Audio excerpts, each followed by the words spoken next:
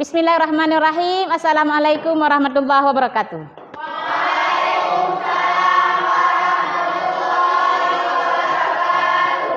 How are you this morning, my students? Fine, good. I am great too. Sudah hadir semuanya hari ini? Okay. Ada yang lupa bawa masker? Tidak, good. Karena masih pandemi, kita selalu jaga kesehatan, ya kan? Pakai masker, cuci tangan, dan selalu menjaga jarak. Jadi kita belajar di sekolah ini hari ini hanya berapa orang yang hadir ini? 15 orang, oke. Jadi hari ini kita belajar tentang, Ibu tanya dulu lah. What is our lesson now? Our lesson now is English. So now we are study English. Anyone of you absent today? Ada yang absen? No one. Okay, good. No one. Bagus sekali karena nggak ada yang absen. Hari ini kita belajar tentang reading. Reading itu adalah membaca. Dalam bahasa Inggris itu ada 4 skill. Yang pertama tadi reading, yang kedua listening, mendengar. Yang ketiga menulis, writing. Yang keempat speaking, berbicara. Oke. Tujuan kita belajar hari ini, setelah Ibu tampilkan nanti slide show-nya. Yang pertama, kalian bisa menemukan informasi rinci, menemukan informasi umum, menemukan informasi tertentu dalam teks, dan bisa menyusun teks ataupun paragraf rumpang, paragraf acak. Nanti disusun menjadi sebuah kesatuan yang sempurna. Oke? Kita masuk dalam kegiatan intinya. Ibu akan menampilkan slide show-nya. Sebelum kita belajar reading, itu ada hal-hal yang kita kuasai dulu lebih awal. Yang pertama, kalau kita belajar teks prosedur, itu ada namanya aim-nya, goal-nya, ya kan? Itu kalau Ibu tanya sama siapa bisa menjawab? What is social function of procedure text? Apa itu fungsi sosial dari prosedur teks? Siapa bisa jawab? Oke, Putri. Apa itu social function of procedure text? Maksudnya apa? Apa guna dan tujuan dari ditulisnya teks prosedur ini? Oke, good. Next, ada yang pertama tadi sudah social function-nya, tujuan ditulisnya teks. Kemudian kita lanjut lagi generic structure-nya of recipe. Apa itu generic structure? Bagaimana teks ini disusun sehingga berbeda dengan susunan jenis teks yang lain. Oke, good, Zikra. Next, Cut. Dalam teks prosedur itu ada susunan teks, ya kan? Ada susunan teks yang dibentuk sehingga teks itu berbeda dengan teks yang lain. Yang pertama apa, Cut? Ada 3, Cut. Oke, yang pertama aims, ingredients, and step. Good. Oke, sudah ada. Yang pertama ada aim-nya, ada ingredient dan step-nya. Next,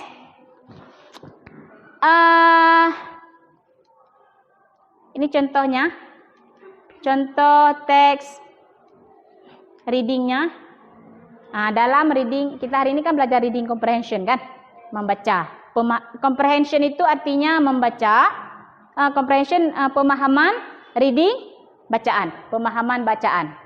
Oke, jadi dalam belajar reading comprehension itu ada 4 skill ataupun 4 aspek yang harus kita pelajari. Yang pertama itu ada informasi umum, yang kedua informasi tertentu, yang ketiga informasi rinci, yang keempat kalimat rumpang. Ada yang ingin bertanya sebelum Ibu lanjutkan? Oke, Zahwa, what? Oke, informasi umum itu apa saja yang kita pelajari? Yang pertama, informasi umum yang kita pelajari itu ada main idea-nya. Ada main idea, kemudian main idea itu ide pokok atau ide utama ataupun topic of the text, topiknya ataupun maksud dari tulisnya teks tersebut apa. Sudah paham? Next, kita lanjut lagi ke informasi tertentu. Teks informasi itu bagaimana ya? Dalam informasi tertentu itu biasanya seperti apa? Oke, Zulfandi, good. Yang pertama, kalau informasi tertentu itu boleh berupa produk makanannya, nama makanannya, kemudian langkah-langkah yang kita lakukan dalam membuat makanan tersebut. Ini dia, langkah yang dilakukan setelah ini apa, setelah itu apa, selanjutnya. Kemudian yang satu lagi, takaran yang disebutkan di dalam teksnya. Berapa gram, ini berapa buah, itu namanya informasi tertentu. Next, informasi rinci. Apa itu informasi rinci? Apa informasi rinci? Informasi rinci itu yang pertama dia bisa berupa exception. Teks ini berdasarkan teks, kalimat yang benar adalah ini. Kecuali, itu exception. Kemudian kalau sinonim, apa itu sinonim? Siapa bisa jawab? Persamaan kata, good. Kalau sinonim persamaan kata, apa bedanya dengan antonim?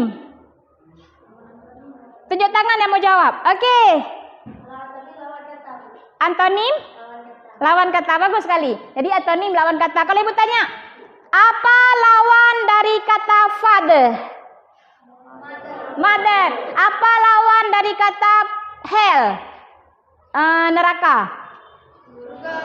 Surga. Apa lawan dari kata, what is the antonym of the word big? Big. Small. Good. What is the antonym of the word black? White. Nah, itu berarti sudah ada dalam ingatan kita kalau antonim itu lawan kah? Lawan kata. Lawan kata itu bisa dibentuk dari kata sifat ataupun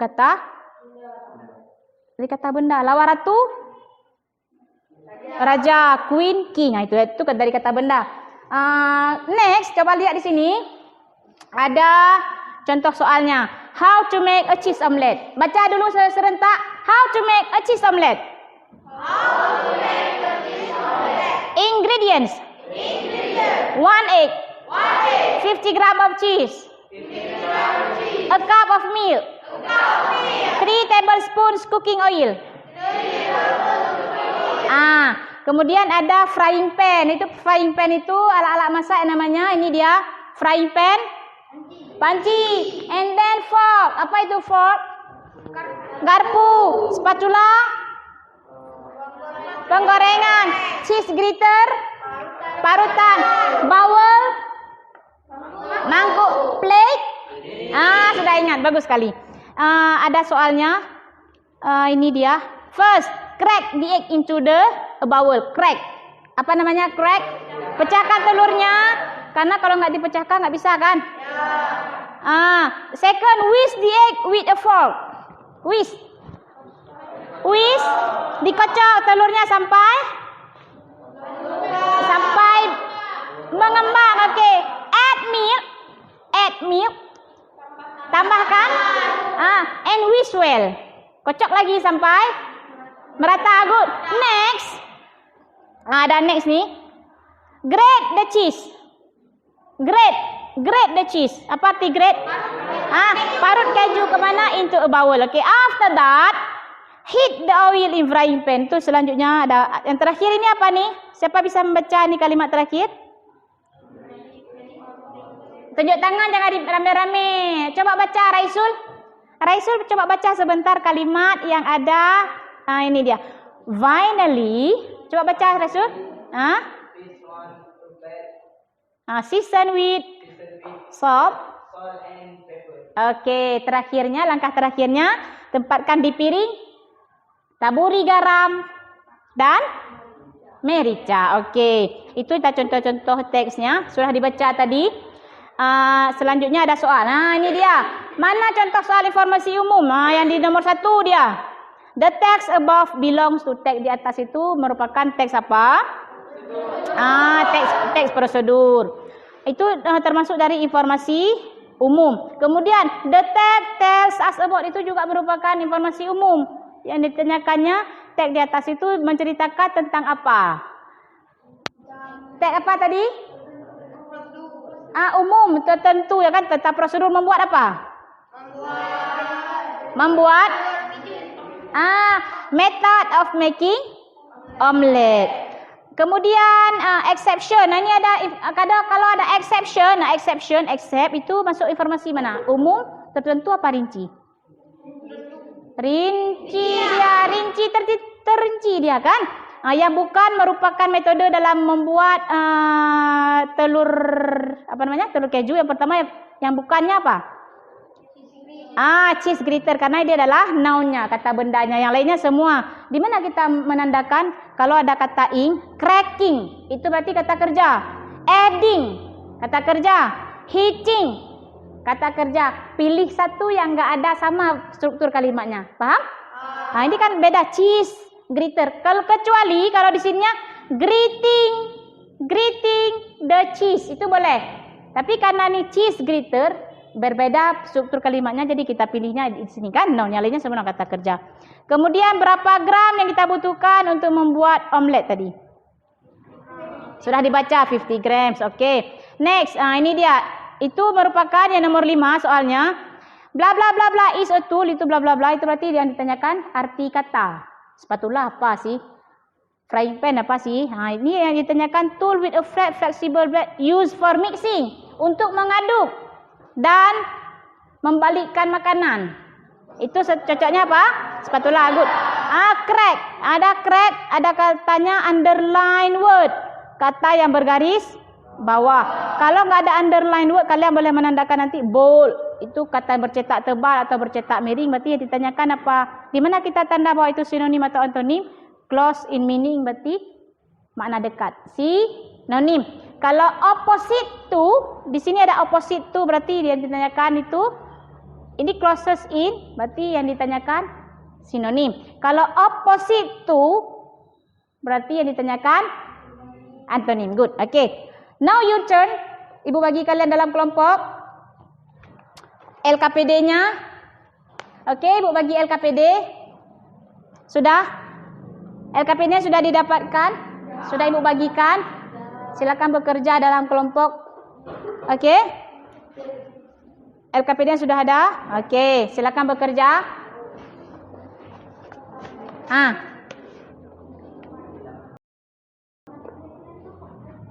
Okey. Sudah siap? Sudah. Nomor 1 dan 2, kelompok mana yang bisa menjawab? Okey, kelompok Irfan. Good, Irfan. Okey, nomor 1 apa yang ditanyakan, Irfan?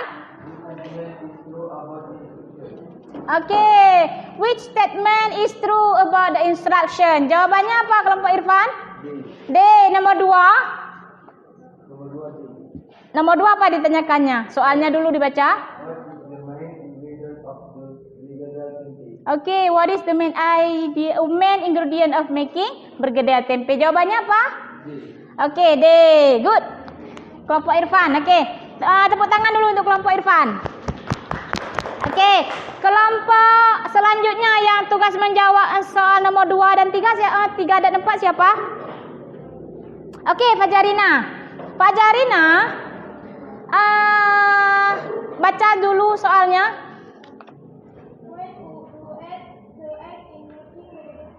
Okey, apa ditanyakan itu Fajarina? Kapan kita tambah telur ya? Okey, dijawab apa jawabannya?